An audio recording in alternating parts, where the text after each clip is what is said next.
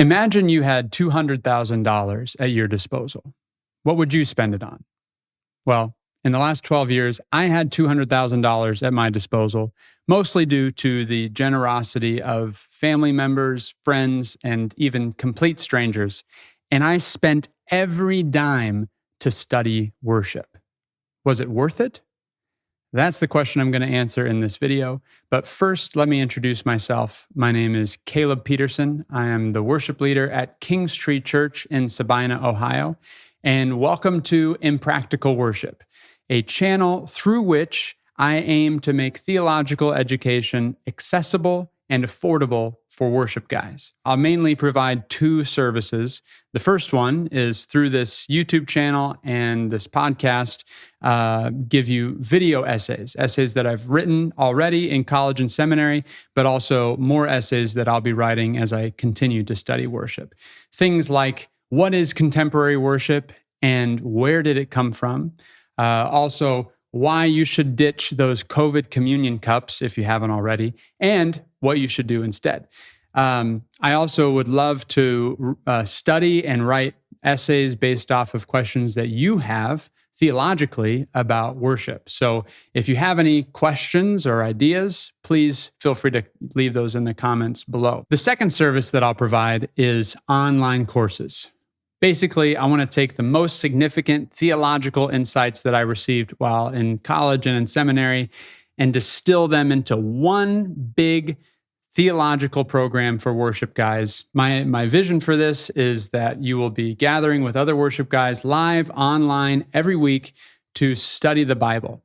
And the very first mini course, which will outline that entire program, I want to give to you for free. This mini course will walk through the 5 steps that theologians use to write a theology of anything, and then I will apply it to worship and show you kind of the journey that I'll take you on in that big major program. So if this is something that you're interested in, if you want to enroll in that free mini course, just email me at caleb@impracticalworship.com and we'll get you started. Now back to the topic at hand. I spent $200,000, again, mostly of other very, very generous people's money, to study worship. Was it worth it? Now, clearly it was worth it to me because I didn't have to pay all of that out of pocket. I had these generous people who were supporting me every step of the way.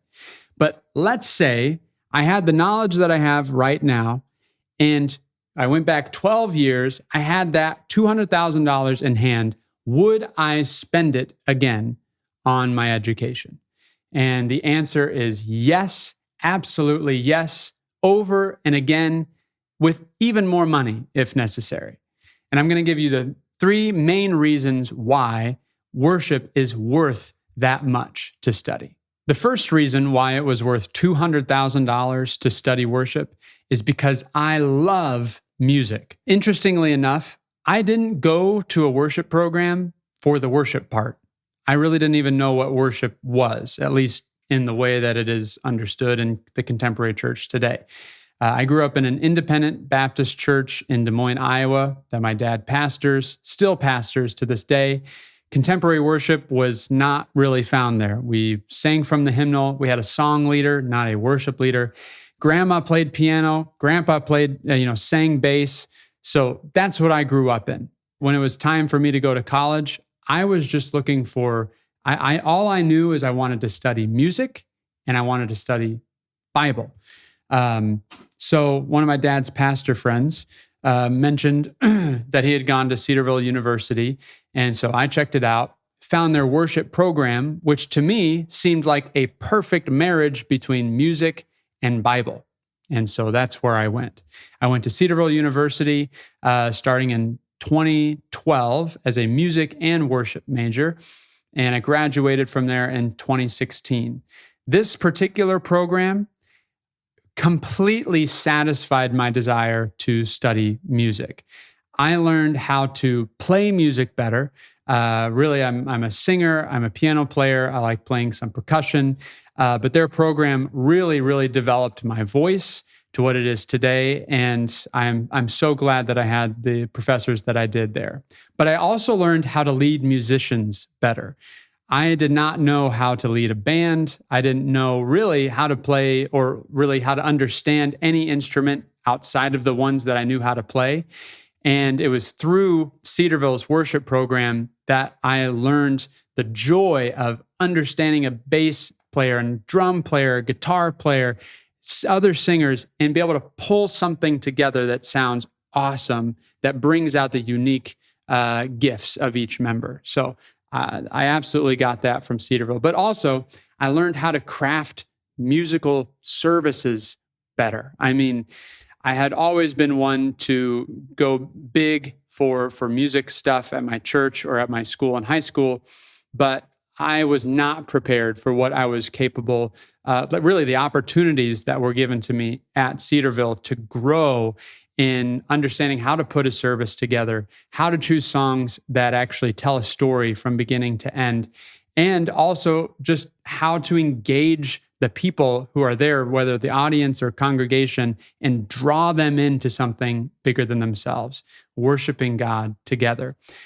So if this type of a program is something you'd be interested in, I went ahead and put Cedarville University's worship link in the description below. So go check out their program if that's for you. Don't hesitate. Go check it out. I will say Cedarville for me was the most expensive part of my education, but it was because I was also on campus. It was also the experience of student life and so on and so forth. So the second reason why I would spend $200,000 over again to study worship is because I love the Bible. And my worship education, particularly at Bethlehem Seminary, equipped me to read the Bible, live the Bible, and teach the Bible in a way that I honestly did not think possible for myself. So after I graduated from Cedarville University in 2016, I went on to be the worship pastor at Dayton Avenue Baptist Church in Xenia, Ohio, where I expanded the worship ministry with the knowledge that I received from Cedarville. And it was an awesome experience. I loved the people there. I loved everybody who was on the worship team. But it was during that time that I realized I didn't quite satisfy the urge that I had to study the Bible. So in 2020, my wife and I moved to Minneapolis, Minnesota, and I started school at Bethlehem College and Seminary in their Master's of Divinity degree with a concentration in worship. So yes, it was a full standard Master's of Divinity degree. It wasn't technically a worship education, but as all of the guys in my cohort will attest, and my professors and those who supported me in the time, I bent every possible project and paper to study worship. I mean, if I could find an angle where I could take that paper and learn more about worship or some aspect of worship, I did it. So for me, it really was full-on worship education because that's all I was thinking about during that time. And coming out from that, I mean, especially the storyline of the Bible and how worship progresses and develops throughout that storyline and climaxes in Christ just completely blew my eyes open in worship. I mean, still to this day, when I come into worship at my church, I see differently because I know and trust the reality of that the Bible presents is true in every circumstance. So that's the second reason why I would spend that money all over again, is because being able to read and understand the Bible has transformed even just my own experience in worship and has enabled me to lead others to that same place by the services that I structure. If this type of program interests you, I also put Bethlehem's link in the description below so you can go check it out for yourself. And these are not affiliate links. I'm not getting any money for this. I just love both of these schools. And if you want to get the same education that I had or just check out their programs, please be my guest. The third reason why I would spend $200,000 and more over again to study worship is because I love Jesus. And don't hear me wrong here. I'm not saying that you need to spend copious amounts of money in order to prove your love for Jesus. That's the complete opposite of what I'm saying. What I'm saying is, if I hadn't been focused on studying the true nature of worship in the last 12 years, I don't think personally, at least for me, and this is my journey, I wouldn't have realized in my mind, in my heart, even in my imagination, what is happening when I gather with other Christians and worship Him and enter into His holy places and speak to Him and hear from Him and fellowship with Him and eat with Him and rejoice with Him and cry with Him. Like, Jesus is a real person. Consider this with me real quick, all right? So cast your mind back to Mount Sinai, where God comes down and meets with His gathered people really for the first time. It would have been awesome to be there, to see the fire come down on the mountain, to hear the sound of the trumpet growing louder and louder, and to hear the voice of God shake and tremble the earth. Like, what an awesome worship experience. The only problem is that the people could not fully enter into it. In fact, when Moses came back down from the mountain, he had to put a veil over his face so that the glory that he had seen would not be revealed. It's actually, there's a lot of debate on why he had to put the veil over his face. Nonetheless, Paul tells us that worship service is nothing compared to what we're able to enter into today. In 2 Corinthians 3, verse 18, Paul says, "And we all," talking about the gathered people, "with unveiled face, beholding the glory of the Lord, are being transformed into the same image from one degree of glory to another." This text is more than just about sanctification.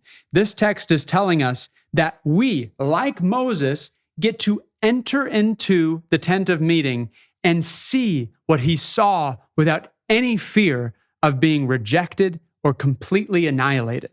That's what is happening. And he says, we all, with unveiled face, beholding the glory of the Lord. Like, this is what we are doing when we gather.